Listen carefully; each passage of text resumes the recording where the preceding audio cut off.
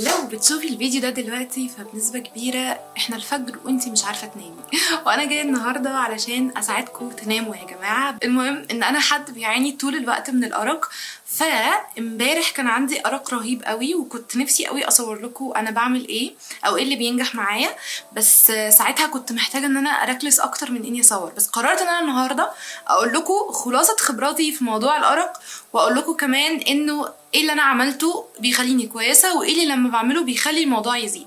فالنهارده خلونا كده نساعد بعض ان احنا ننام. ولو تشوفي الفيديو ده اتاكدي انك مكمله للاخر، وتاكدي انك عامله لي سبسكرايب عشان الفيديوهات بتاعتي دايما توصلك. و please keep watching.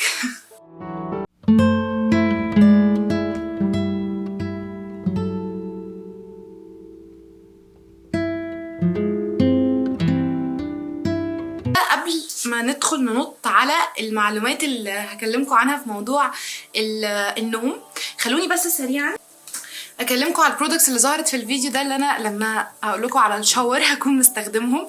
اولا انا استخدمت التو برودكتس دول بقالهم شويه عندي، بجد حلوين قوي. دي زي ما انتم شايفين من شركه جوسي، ده عباره عن زيت للشعر وده شامبو وبلسم في نفس الوقت. طيب دول بيعملوا ايه؟ اولا خلونا في الشامبو ده فيه زيوت كتير قوي طبيعيه، هو دوره انه بيعالج الشعر التلفان او اللي بيعاني من تلف او هيشان. تستخدميه مرتين في الاسبوع. مش بس كده، هو بيعمل طبقة حماية للشعر مناسب للي عامل كرياتين او بروتين، لان مفيهوش اي سلفات، فهو حلو جدا. مش بس كده يا جماعة، بيعالج القشرة، فدي بالنسبة لي حاجة كويسة. وكمان بيقوي البصيلة بتاعة الشعر، وانتوا عارفين ان القشرة من الحاجات اللي بتعمل ريحة مش حلوة للشعر. طيب نروح لتاني حاجة واللي جربته انا وخديجة وحلو جدا، هو الزيت ده. الزيت ده ممكن تستخدميه انك تحطيه على اطراف شعرك، يعني مش على الفروة، بعد الشاور عادي لو تغسلي وتسرحي شعرك وكده، او تعملي منه حمام زيت، وده اللي جربته وحلو قوي. تدلكي فيه فروة الراس وتسيبيه شوية، وبعدين تاخدي الشاور بتاعك عادي. اولا بيخلي ريحة الشعر تحفة تحفة تحفة. ثانيا بجد بيخلي الشعر لامع وطري جدا. وده فيه حوالي 7 أو 8 زيوت على ما انا فاكرة، منهم الارجان والجوجوبا، وبيحتوي على الكافيار، فهو بجد حلو قوي. طيب قبل ما نبدأ الفيديو عايزة اقول لكم لو حابين تجربوا التو برودكتس دول، فهم عليهم دلوقتي انك تاخدي واحد التاني عليه خصم 50%. موجود في صيدلية ترشوبي، موجود في صيدلية سالي، او ممكن تطلبيه من الويب سايت اللي انا حطاه لكم في اللينك تحت. ويلا بينا نشوف هنعمل ايه علشان ننام. طيب يا جماعة، النوم في رأيي بيجي، اللي هو الموضوع لو مش مرضي الأرق اللي كل فترة بيجي لنا، بيبقى حاجة من الاتنين.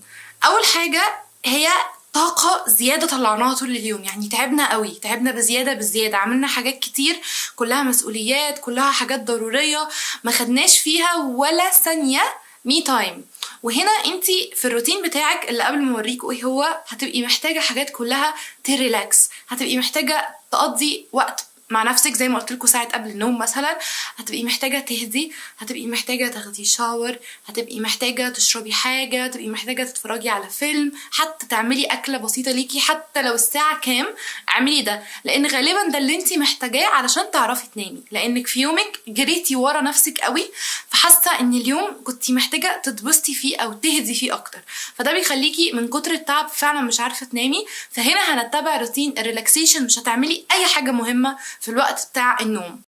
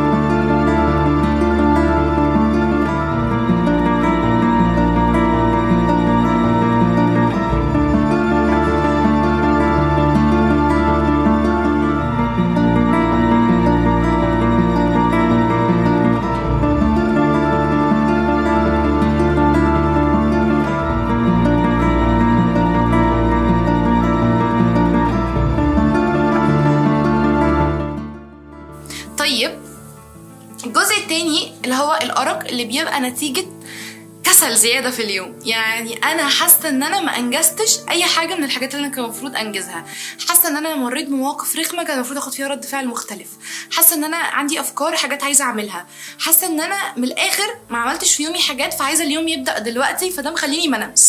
في اللحظة دي هنعمل حاجات شوية تحسسك بالانجاز فتحسي بساتسفاكشن فتعرفي تنامي. وهنا ده الجزء التاني، الحاجات اللي احنا هنعملها، ان انتي هتبداي تبلاني ليومك، انه انا اول لما اصحى هعمل كذا كذا كذا.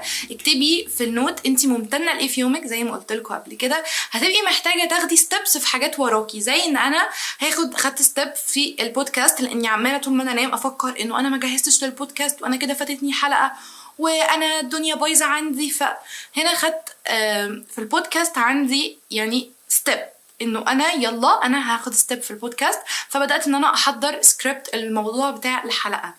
فمهما كان الوقت اللي هتاخديه في الحاجه ده، انت كده حسيتي بساتسفاكشن ان انت انجزتي شويه قبل ما تنامي، فخلاص افكارك اترتبت، فبالتالي هتعرفي تنامي وتهدي وتاخدي نفس عميق.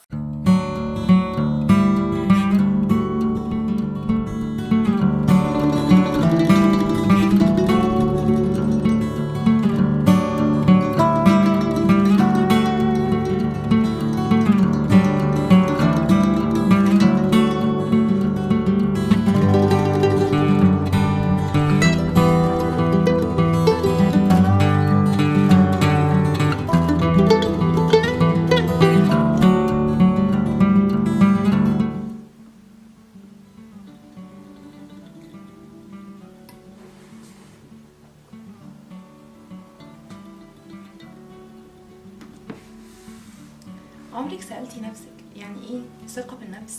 طيب هي ثقة بالنفس بتيجي فعلا من الشكل ده اللي احنا هنتكلم فيه النهاردة في البودكاست بتاعتنا. هنعرف كل حاجة عن الثقة بالنفس، وكمان هنعرف من وجهة نظري ومن تجربتي ازاي نقدر ان احنا نحس ان احنا واثقين في نفسنا. وعلى فكرة انا هدير رؤوف، ودي بودكاست بالورقة والقلم. يا رب اكون هديتكم وساعدتكم ان انتوا تناموا. الفيديو ده حبيت كمان ان انا اشارككم البودكاست وانا ازاي بحضرها. البودكاست انا عملت منها حلقه، واللي انا ظهرت في الفيديو دي تاني حلقه، واللي هتنزل ان شاء الله تنزل في كل منصات البودكاست، تنزل على ابل بودكاست، تنزل على سبوتيفاي، تنزل كمان على بوتيو. فهتلاقوا اللينكات تحت، هتلاقوا البودكاست بتاعتي، فتابعوني واكتبوا لي كمان في الكومنتس ايه المواضيع اللي انتوا حابين ان انا اتكلم فيها، علشان انا حابه كلها تبقى مواضيع تهمكم، وكمان مواضيع كده فيها نقاش وهات وخد عشان تبقى طويله، واحس ان انا بجد بفيدكم بالبودكاست دي. فمبسوطه قوي بالفيديو ده، اتمنى ان كلامي يساعد اي حد ان هو ينام. وحاجه اخيره حابه امنشن لها، ان ساعات كتير الارق بيكون مرضي او زياده عن حده، وفي اللحظه دي انت لازم تسالي حد مختص لو حاسه ان الموضوع بادئ ياثر على حياتك او يبقى اكستريم قوي او زياده عن اللزوم، غير الحالتين اللي انا اتكلمت فيهم في الفيديو. لو حابين تجربوا التو برودكتس دول، فهم عليهم دلوقتي انك تاخدي واحد التاني عليه خصم 50%، موجود في صيدليه طرشوبي، موجود في صيدليه سالي، او ممكن تطلبيه من الويب سايت اللي انا حاطه لكم في اللينك تحت. فيا رب اكون فدتكم بالفيديو ده، وبحبكم قوي قوي قوي، ويلا بقى روحي نامي تصبحي على خير. باي.